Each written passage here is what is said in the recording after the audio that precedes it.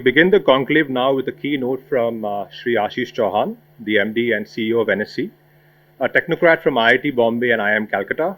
Ashish was a founding member of the National Stock Exchange of India, a premier financial institution in the country. Prior to joining NSE back in 2022, he served as MD and CEO of Bombay Stock Exchange for 10 years. Chauhan is widely regarded as the pioneer of modern financial derivatives in India. He's the creator of the Nifty Index, which I'm sure most of you use, and other path-breaking frameworks such as the NSE certifications in financial markets. It is a pleasure and a privilege to have Mr. Chauhan as our chief guest.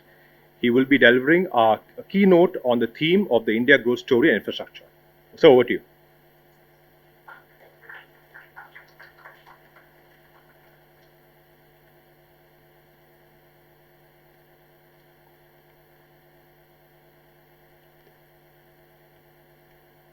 Shri Jindal, Joint MD, MSRDC, Shri Varun Singh, Shri Deshpande, Shri Prasanna, Suraj.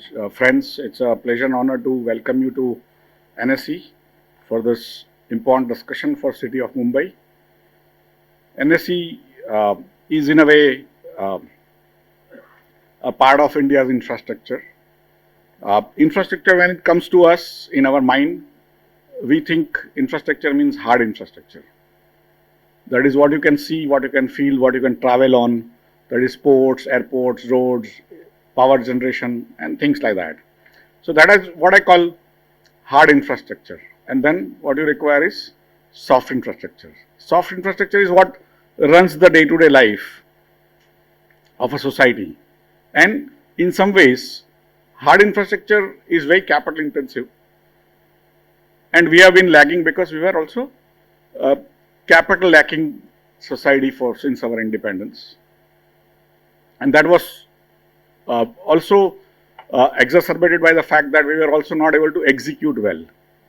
We were thinking that giving allocations of funds is what brings the government's responsibility, it brings it to completion. There was no way we could have executed our 5-year plans, nor we were able to execute most of our plans at all over last almost 70 years. Now we are able to execute even hard infrastructure, but over a period, especially over last 10 years, we have become what I call the capital of soft infrastructure in the world.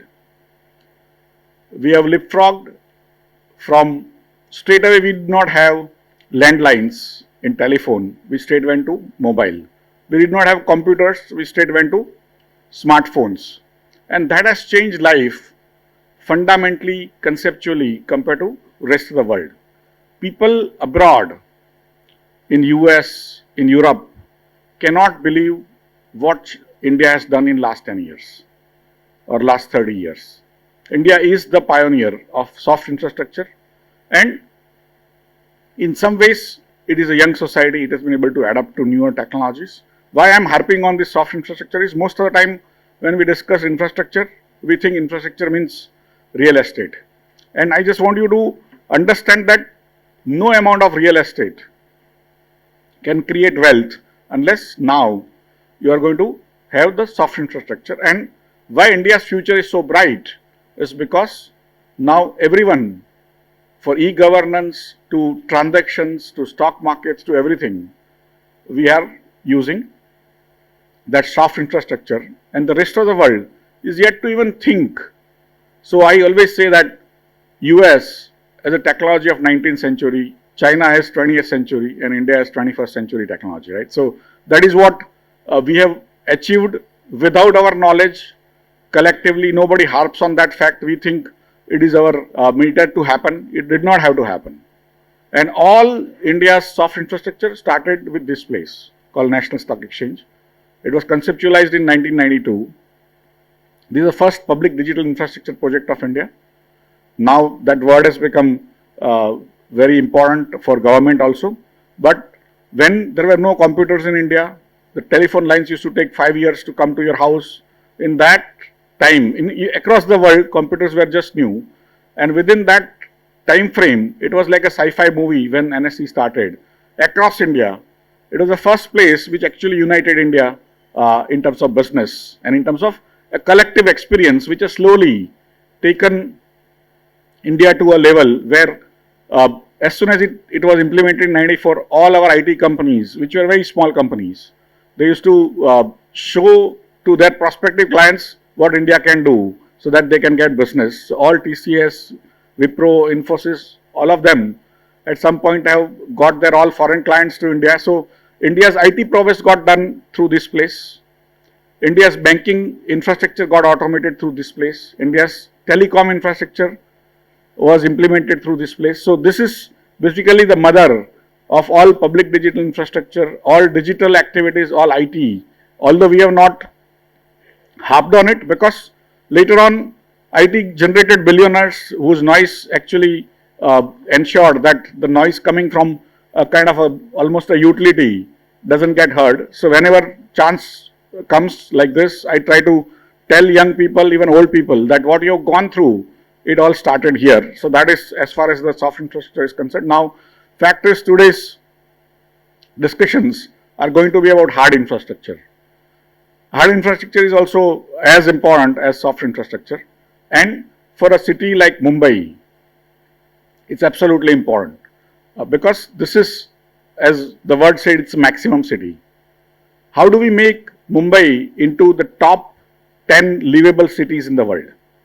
And not livable cities for the rich people, not for the expats, but livable for the poorest of poor. What infrastructure we can provide them, what reality in terms of the cost, affordability, in terms of facilities, features, functions, we can provide them, so that this metropolis is going to become a megapolis in probably next 20 years, with Pune literally approaching and there is only few hills in between. This city is probably going to merge with Pune, Raigad, and Panvel, of course, has now come 15 minutes distance. And that's where basically we are going to be a megapolis. And how do we plan ourselves? How do we create a framework? If we can take care of the poorest of poor, then the rich will be taken care, right? That is how I see that all our infrastructure has to be built, whether it is metro, whether it is railways, whether it is Vande Bharat train, whether it is new airports, whether coastal road, anything has to keep in mind that ultimately it will allow young people with ideas to come into this city, make it vibrant, create new wealth, because for me, the technology is the only thing that creates wealth. And Industrial Revolution created more wealth in Europe than it was created 10,000 years before that. And similarly, the new technologies are going to create more wealth in next 50 years than that has been created in last 10,000 years. We need young people with no money, but lot of ideas, lot of brains, lot of exposure, lot of intermingling to come into this city, have a reasonable life, and then some of them will become successful. And that's where almost all of us have that hope that someday we are going to have the city amongst the top 10 livable cities, not only for the rich, but also for the poor. And that I would urge the moderators and all the speakers to also harp on those kind of sort of points. Today, as we all know, Mumbai is in a transformation. But that is not true that Mumbai was not in transformation. Sometimes people used to think that whenever, just to bring people to parity, a road was dug just to say that other roads were also dug, your road is also dug, so all of you have to be on sort of par with each other. And that was how we were going to treat people. Today, it is fundamentally different. You are bringing bullet trains, you are bringing metros, not one line just for the token purposes, but spread across the city. More metro lines are planned from various parts which you had not even thought about. The coastal road is coming, the Atal Setu has come. Suddenly, the mainland has opened to the island city. The shortages of real estate is suddenly going to disappear. And so many more things. For me, all roads lead to Mumbai. And Mumbai deserves that but Mumbai also need to continue to work to deserve that importance in India's scheme of things. We are financial capital of the country. We are also the entertainment capital of the country. We are also requiring the technology, because most technology companies started from here. The largest technology companies, whether TCS or Patni, they started from here. And we lost some of that to Pune or Bangalore or to Chennai is because we could not provide affordable housing. And that's where we all have to work together, especially policymakers and everyone else associated with real estate industry and infrastructure industry. What NSE can do for this framework is that today India's $3.5 trillion of market capitalization is fourth largest in the world. It did not have to happen. Again, we take for granted what has happened here in last 10 years, last 20 years, last 30 years. Our per capita income today is also still slightly lower than $3,000 per person. There is no similar market at $5,000 per person capita income. At $10,000 also there is no similar market. At $20,000 there is no similar market. Only one market has similar size where government has to go and buy if the markets go down, which is China. Currently government is trying to buy things. This is the only market which is actually a market, not run by government, not propped up by government, where unknown people in a poor country are putting money into unknown people's businesses. Sitting 2,000 kilometers away, 3,000 kilometers away, they are not going to visit ever. That trust that has been created after NSE came into play. In 1994, it started operations. This is the 30th year of our operations, although 32nd year of our formation. We have created that trust. India has become a very trustful country. Unknown people are investing into unknown people's businesses, which is creating that wealth that is now $4.5 trillion. 1/3 of every rupee which India considers as wealth is now coming out of NSE. It's basically wealth of trust. And that wealth of trust can be used also for raising funds for municipal bonds, for InvITs, for rates, for everything you can think of. We have all the instruments available. A very nice insurance market where those companies have to invest for longer term, and if you can create structures which now are becoming very popular in terms of InvITs, REITs and all. And so whatever way you need to raise funds for MSRDC, for MMRDA, for government of Maharashtra, for city of Mumbai, for city of Pune, city of Nashik, because for me, if Pune is going to merge here, probably Nashik is not going to be very far with Samruddhi Marg, So for me, how do we create a responsible urban infrastructure framework where the urban bodies are able to raise funds from the citizens of their cities or their places and also other cities, give them reasonable returns and then give them back.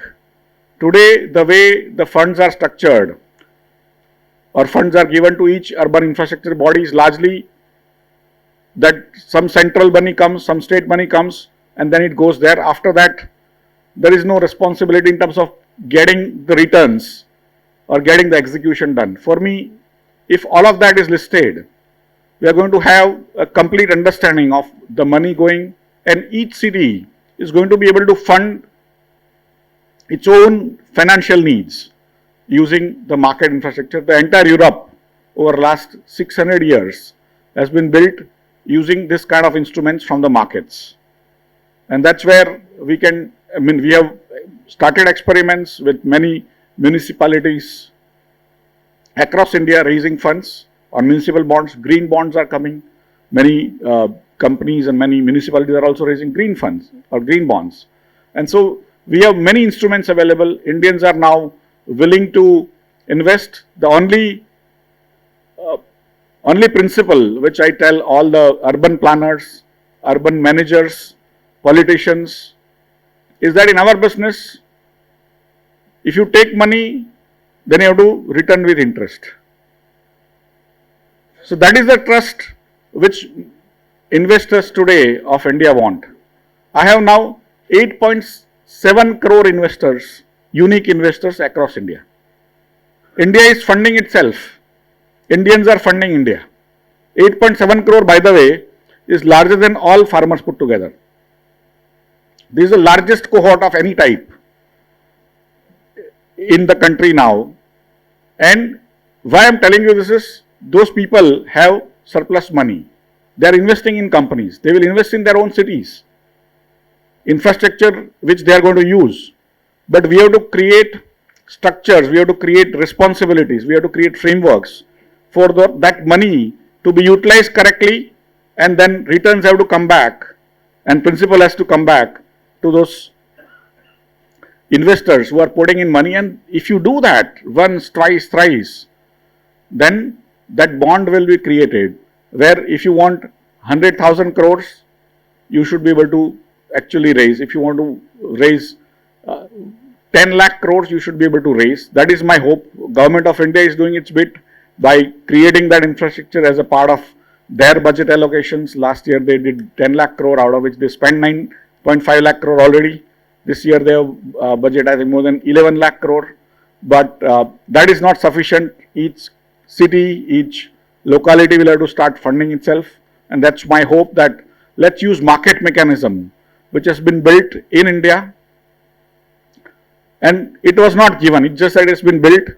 The trust has been created. Now how do we become more trustful? But it's not that only investors have to be trustful of the people who raise money. People who raise money have to also ensure that the trust is not belied, right? With that, I wish all the very best for today's discussions, and I'm sure we will have many more lessons coming out of this. Thank you very much.